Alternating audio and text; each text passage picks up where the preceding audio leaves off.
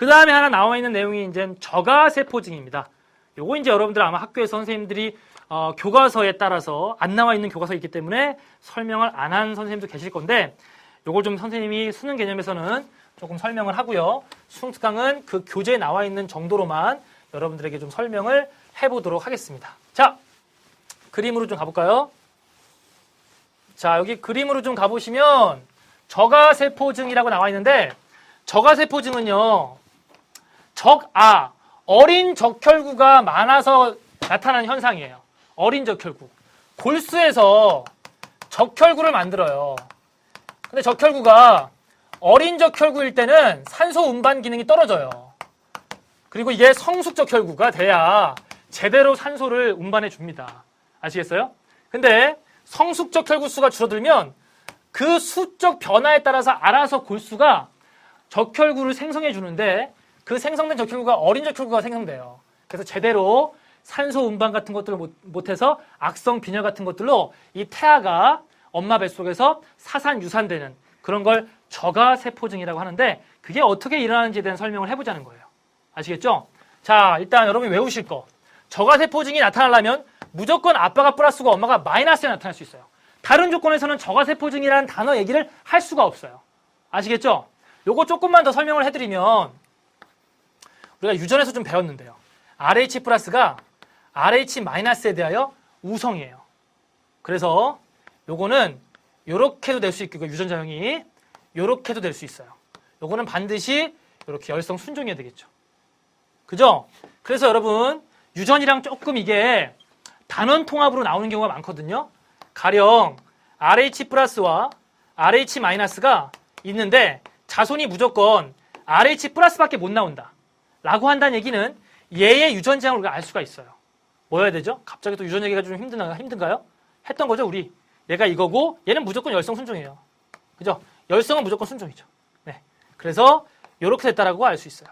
근데 만약에 요게 RH 플러스형과 RH 마이너스형 사이에 RH 플러스도 나오고 RH 마이너스도 나왔다고 한다면 이렇게 나왔다고 한다면 여기도 요거 하나 가지고 있어야 되잖아요.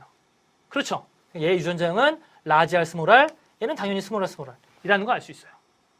이것도 조금 여러분들에게 유전과 연결될 수 있기 때문에 잠깐 좀 언급을 해드렸어요. 자, 그럼 다시 이쪽으로 와볼게요. 자, 저가세포증이라고 하는 게 만들어지려면 아빠 무조건 RH 플러스, 엄마 무조건 RH 마이너스여야 얘기할 수 있다. 알겠죠? 자, 그렇게 출발합니다. 자, 엄마가 아빠 사이에서 첫 번째 임신했습니다. 첫 번째 임신했는데 얘가 RH 플러스예요. 자, RH 플러스. 얘가 정상적으로 출산됩니다. 얘는 정상으로 태어나요. 얘 태어났는데 문제 없어요. 근데 태어나면서 태반이 손상돼요. 태반이 손상되면서 태아의 혈액이 모체에게 일부 갑니다. 어쩔 수 없어요. 태반 손상 때문에 일부 혈액이 일로 가요. 그때 뭐가 넘어가느냐? RH 응지번이 넘어갑니다. RH 응지번. 이놈이 넘어가요. 적혈구 표면에 있는 RH 응지번이 넘어가요. 적혈구가 일로 간다는 얘기예요. 그러면 그거에 대항하는 RH 응집소가 생겨요. 이거 일종의 아까 선생님이 그렸던 뭐하고 같아요? 그렇죠. RH 플러스가 RH 마이너스에 소량의 혈액을 찔러 넣어주는 거예요. 1차 면역이 일어나겠죠. 그래서 여기서 물론 항원항체 반응이 일어납니다. 일어나지만 엄마는 문제가 안 돼요. 왜요? 애가 주는 혈액이 많지 않을 거라고요. 그죠? 그렇기 때문에 엄마가 가지고 있는 혈액으로 희석이 가능해요. 엄마 문제 없어요. 그러면서 애는 태어납니다. 하지만 중요한 거, RH-형인 엄마가 항원을 받아서 항체를 만들어놔요. 여기까지 되겠죠? 그런 상태에서 두 번째 임신했는데 둘째가 또 RH 플러스예요. 그럼 문제가 생겨요. 왜냐? 요 RH 응집소가요, 분자량이 작아요. 쉽게 얘기하면 크기가 작아서 태반의 모세혈관을 통과할 수가 있어요. 그래서 태아에게 공급이 됩니다. 항체가 넘어가요. 그러면 이 안에 들어있던 RH 응집원과 들어간 RH 응집소에 격렬하게 항원항체 반응을 합니다. 그러면 어떻게 됩니까? 이 RH 응집원은 어디에 붙어 있는 거예요? 태아의 적혈구 표면에 붙어 있죠? 그 적혈구들을 어떻게 하는 거예요? 파괴시키는 거예요. 적혈구 파괴. 항원항체 반응, 응집 반응에 의해서 이 태아에 들어있는 적혈구를 파괴시켜요. 그러면 태아의 적혈구 수가 줄었죠? 적혈구 수가 줄어들었다는 것을 누가 알아요? 태아의 골수가 알아요. 태아의 골수가 알아서 뭘 만들어내요? 새로운 어린 적혈구들을 만들어내요. 근데 이 어린 적혈구들은 뭘 못해요? 이 태아의 몸 안에서 산소 운반 같은 것들을 제대로 못해요. 그러니까 얘가 어때요? 산소 부족으로 악성 빈혈에 시달리면서 결국 뱃속에서 사산 또는 유산된다 이런 얘기죠. 이걸 우리가 뭐라고 한다?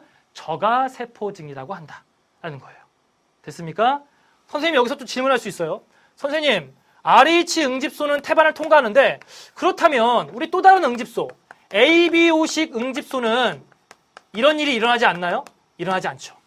ABO식 응집소는 RH 응집소보다 분자량이 커서 태반을 통과할 수 없어요. 얘만 통과할 수 있어요.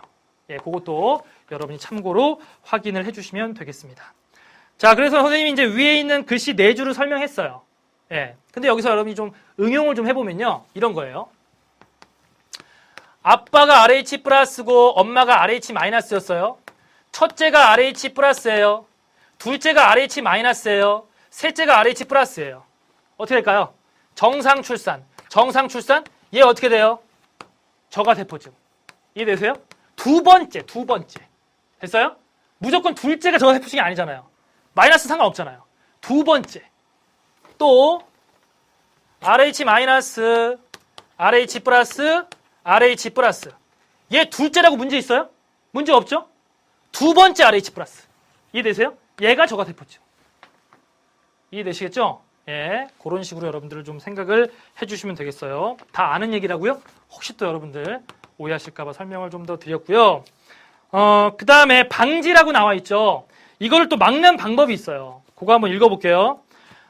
이거 언제 방지할 수 있냐면 첫째를 출산하기 직전 또는 직후에 엄마 몸속에 뭘 넣어주냐. 지금 이 그림은 얘가 출산할 때 이게 들어와서 이게 생긴 거죠. 이거 생기기 전에, 요거 생기기 전에.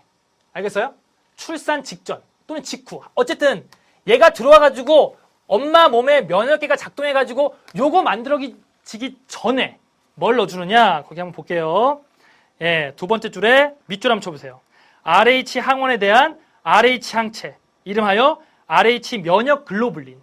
RH 면역 글로불린. 뭐 RH 항체, 뭐 RH 응집소 다 같은 말이에요. 이걸 넣어줘요. 그러니까 이렇게 보시면 돼요. 자, 엄마가 이렇게 있어요. 엄마가 지금 배부른 엄마가 지금 있어요. 자, 임신한 엄마가 있어요. 여기 지금 아직까지 태어나지 않았어요. 엄마의 몸 안에다가 뭘 넣어주느냐? RH 응집소를 넣어주는 거예요. 태어나기 전에. 그러면 얘가 태어날 때 태반 손상으로 인해서 여기에 뭐가 들어와요? RH 응집이 들어오죠? 이게 들어올 때 기다렸다가 얘를 제거해 준다는 얘기예요. 이 항원을. 그럼 어떤 효과가 있느냐? 얘가 들어옴으로 인해서 엄마의 몸에 면역계가 작동해가지고 항체가 만들어지지 않도록 하겠다는 얘기예요. 그러면 얘는 시간이 지나면 수명을 다하거든요. 그렇죠? 예, 그래서 이런 식으로 방지해주는 방법이 있습니다. 면역 글로불린이라고 하는 이러한 방법을 여러분들이 좀 생각을 해주시면 되겠습니다.